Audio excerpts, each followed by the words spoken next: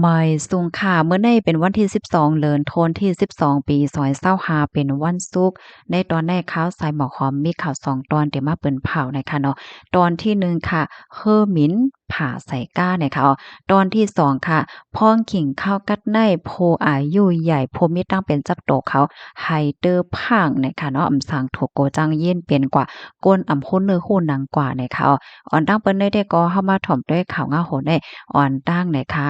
เพิ่มมินโล่งเกิดเหี่ยวกอผ่าใส่ก้าในออเมื่อวันที่11เดือนธันวาคมที่12ปี2025ได้มีข่าวง่าวออกมาว่าไล่เกิดขึ้นเปิงเป็นเพกึ่งกลางตีหนึ่งตีเมืองอเมริกาในค่ะนะเคอมินอ่อนค่ะเนาะลูกเหนือกลางหาวเสียวก็ขึงลงกึดคึกคักเฮ็ดจังไหนอิงเด้อมีลองข้องขำเฮ็ดจังไหนคะนะเพราะว่าลงมาเนี่ยก็สามารถผ่าใส่ก้าอันกว่าๆมาๆอยู่เนอเซ็นตาสายตั้งนั่นน่ะค่ะ ก็เพราะว่าเคอหมิ่นตกลงมาในก็ซ้ำเป็นตีเส้นต่างเฮ็ดจังได๋นั้นค่ะน่ะลองได้ก็เป็นกว่าเมื่อวันที่8เดือนธันวาคมที่12ปี2025ตีป่นมานั่นนะคะก้นฮอเคอหมิ่นในอายุมี27ปีค่ะและแฮงก็หนึ่งอันก้นขี่ม้าจ้อมก็อายุแล27ปีค่ะนะอายุเขาเนี่ยก็เป้งกันไว้ค่ะเนาะพี่น้องเฮา ว่ายหลังเสเขาเอาเครื่องบินเขาลงเบิดอะเดลงกึดค่ะเนาะก็เป็นทำลงมาสึกให้เส้นตั้งหลงสายอ้ายเกาหาตีแน่ใจเมืองฟลอริดาเมืองอเมริกาเฮ็ดจังได๋อ้อเฮแลมาผ่าใส่กาของนางหญิงคนหนึ่งอายุไล57ปีเฮ็ดจังได๋นะกาในได้ก็เป็นกาเซียน Toyota อันเซียนปี2023เฮ็ดจังได๋คะอ้อ เกี่ยวกับเรยร้องในค่ะมี2กปลูกเนาะอันฮอก้าแหวมาตั้งหลังก้าอันหญ้าผาเนี่ยค่ะเขาในก็ไล่ลัดเนาะย้อนเพราะว่าก้าเขานั้นซ้ำเนี่ยมันมีกองไทย CCTV ถ่ายไว้ไล่หนังแตกเลี่ยงเฮ็ดจังได๋นะเขาก็คายว่าคือมีแน่ลูกเหนือกลางหาวเสียก็ลงมาเผื่อว่ามาถึงปืนแล้วก็มาผ่าใส่บันกาลำไหนเฮ็ดจังได๋นะเขาว่าโอ้ลีโกว่าเฮ็ดได้นั่นน่ะนะเปิ่งเป็นได้ ปอกำไนก้อยกะว่าแต่เลยว่ากามหลีเนาะก้นอันย่านั่นก็บาดเจ็บอิดออดก้อยเนี่ยค่ะเนาะถึงขั้นเจ็บแฮงว่าสังว่าจังไหนเนี่ยค่ะนางยิ่งอันฮอก้าอันเฮิบเมียนผ่านั่นแต่ก็ไหว้หลังเสเป็นเพศกึ่งกลางยาวเนี่ยเพิ่นก็เอาตัวมานั่งในคลิปเนี่ยส่งกว่าที่โคงยาเนี่ยค่ะตั้งฝ่ายหมอยาเขาก็ลาดว่ามานั่งในอันเป็นสังน้ำว่าเจ็บหมัดอิดออดกันนานก้อยเฮ็ดให้ตอนดาก้นอันอยู่เนอเฮิบเมียนตั้ง2ก็ได้ก่อ เลยหับบาดเจ็บอีสังหลอดเพลีอยู่ว่าแน่ค่ะเกี่ยวกับไปร้องในค่ะตั้งฝ่ายคอมพานีเจทีนะคะก็ถุงหญ้าเปิ้นห้องไห้มาต่อเหมือนหนังว่าอันที่มันหมักๆเหม่อๆไว้อยู่ในปื้นต่างว่าซ่องว่าเจิ้นไหนเนี่ยค่ะนะเขาในก็รัดว่าเป็นปอกอ่อนตั้งสุดขนาดตีไหลมาปัดๆเพียวๆเฮ่อเหม็นตีอันมันมาตกหมักมีหมักเบิดเหนือเส้นทางอ้ายเก่าหาในเนี่ยก้อยกะว่าจึงหือก็หลีค่ะเนาะก้น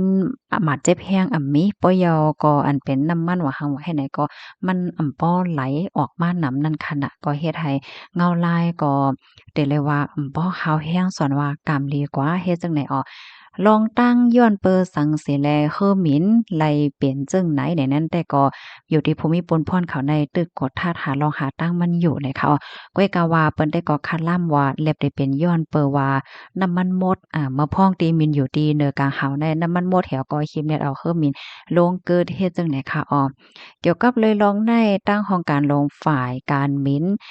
FAA ค่ะก็เตกดทัดลองตั้งลายโหย่อยย่ามันเกี่ยวเลยลองเปิงเป็นเพกึ่งกลางในปอกในกว่าว่าไหนค่ะคอมมอนตอนในค่ะเนี่ยก็ไล่เปิงอิงออกมาที่ห้องการข่าวสดออกไว้นะคะเพกึ่งกลางลีอ้ามค่ะเนาะคือหมินสมผ่าใส่กาเฮ็ดจังเนี่ยเนาะค่ะลูกดีข่าวเงาโหนได้เห็นแลกับในเฮาคามาถ่อมด้วยข่าวเงาเกี่ยวกับเลยลองป้ายอยู่ลีอีกนึงนะคะเนาะ อันแน่ก็ตั้งฝ่ายหมอยาเขามาปั่นฟางค่ะเนาะก้นที่อันอายุใหญ่แล้วก็มีไว้ตั้งเป็นจับโตในก็เพราะว่ามันยามมีก้นเป็นก้อนหนึ่งอายุไล59ปี เอากว่าเอามาแน่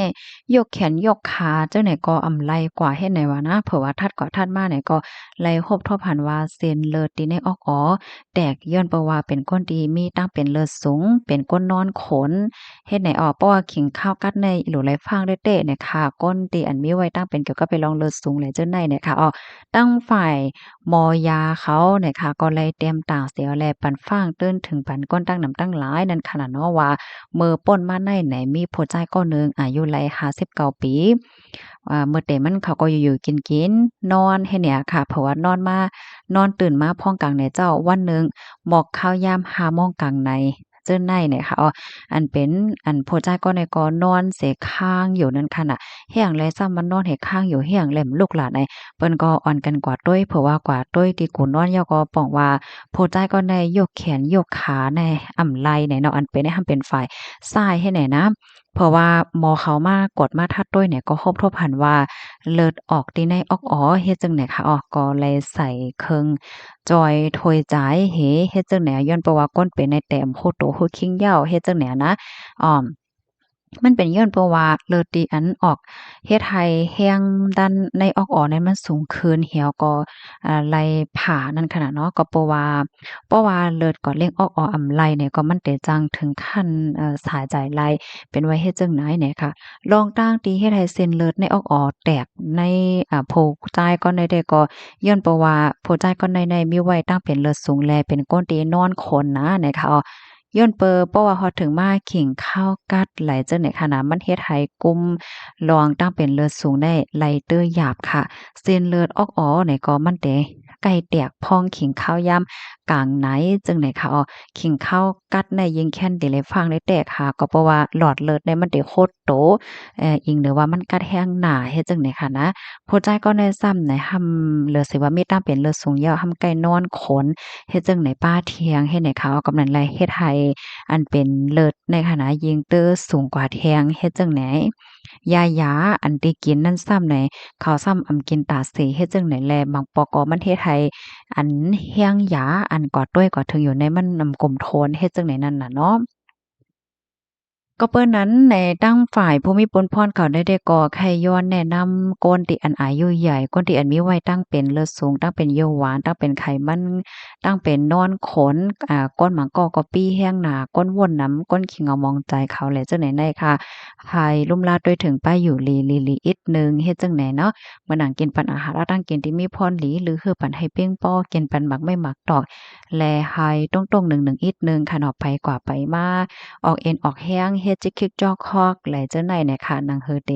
เงื่องแวอ่ำเป็นมา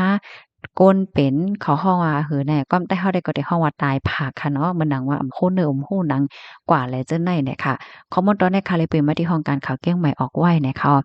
พ่องกิ่งข้าวกัดในแทงอันหนึ่งอันแค่ฟังเป็นพี่น้องค่ะในก็ให้นุงปันเสื้อผ้าโอนๆค่ะเนาะ